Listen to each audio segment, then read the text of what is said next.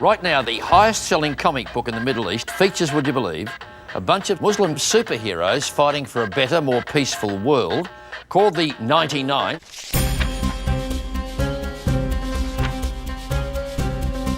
The 99 concept is very much a secular concept based on my religion. Very much how Batman and Superman are based on biblical archetypes. So I said, if I want to create superheroes for the Islamic world, how would that work? So what Muslims believe that Allah has 99 attributes. But those attributes, those powers, are also human powers. Things like generosity. The idea basically is very much, we have 99 characters, they're from 99 different countries, they're almost evenly split between boys and girls. They work together in teams of 3 to solve the world's problems. And the way they navigate their differences is not so much based on, what country they're from or what religion they have, because we never discuss religions in the concept. But what it comes from basically is what power they have, and is it applicable to solve the problem at hand. I was never really a comic geek, I just kind of picked up whatever was there to read. I read everything, comics or otherwise. I grew up as a Muslim in Kuwait. Religion was always positioned as black or white, it was either or.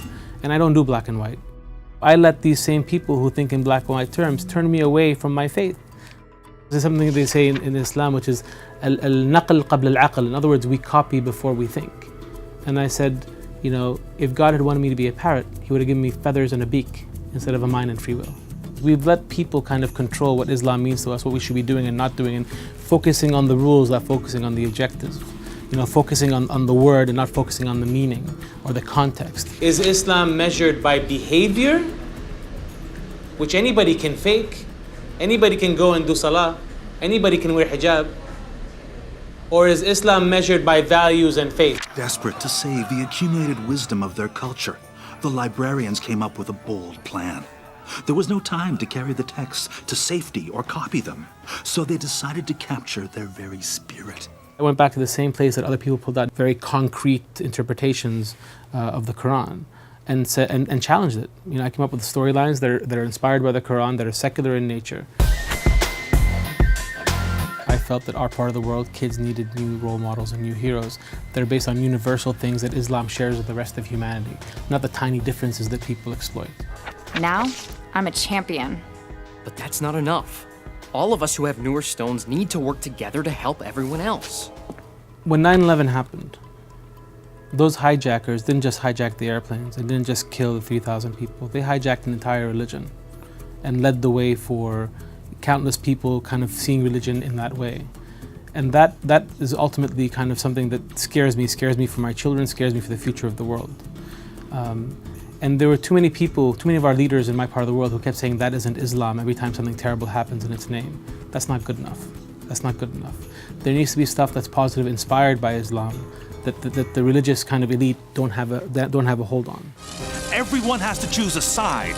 They are not ready to choose. One character wears the burqa, which has been the source of controversy here. Some show their hair, which has been a source of controversy there. But they're from different backgrounds, different countries, and they work together to make the world a better place. And I felt that by linking positive messages to the same place that the bad guys link their weaponized version of religion, then they just become bad guys with bad messages. Because surely it can't be Islam's fault. If both can come out from the same place, then it's the intent of the person who came into it.